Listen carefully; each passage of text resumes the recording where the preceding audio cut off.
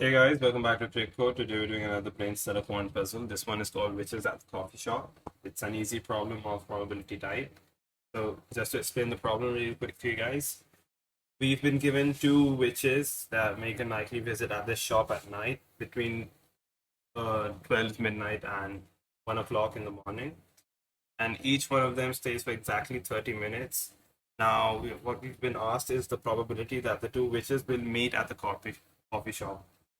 What they mean by meeting is that there's at least 1 second or 1 minute where both of them are both at the coffee shop. So just have to find what's the probability of the visit durations overlapping.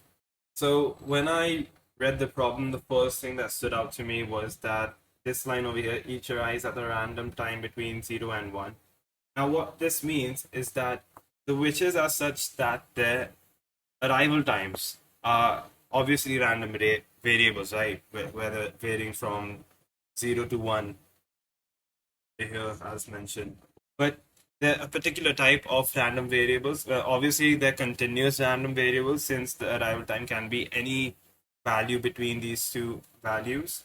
And the important point to note is that they have uniform distribution.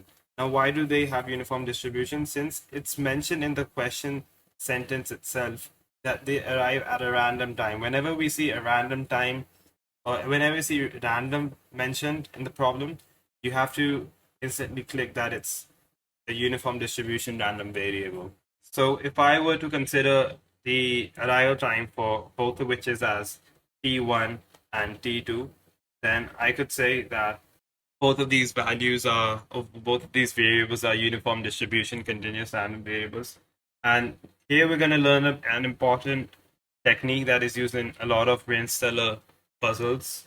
So, and the trick is that whenever we see this, what instantly has to come to mind is graph shading. And what do I mean by graph shading? Graph shading means that you try to plot the entire sample space and then you plot out the the favorable event for the probability that is R. So over here, that would be the area under the plot where the constraints are met. And the constraint over here is that on any given night, what is the probability that the two witches will meet at the coffee shop? So that basically means that T1 and T2 must be within a 30-minute range from each other. We plot that out and we find out the area under this given constraint, and we divide that by the total sample space area, and that is our probability. So basically what we've done is converted probability to finding out areas under a graph, and by like dividing those areas we can get the probability. And this is all possible because of the uniform distribution mentioned over here. So coming to the solution, what I've done is plotted T1 and T2 on the X and Y axis. Now, this over here represents 0 minutes. We could say that this over here represents 60 minutes, and this point over here could represent 60 minutes on this side, right? So the entire sample space is basically this square over here, which is of 60 by 60. Now, what does this mean, first of all?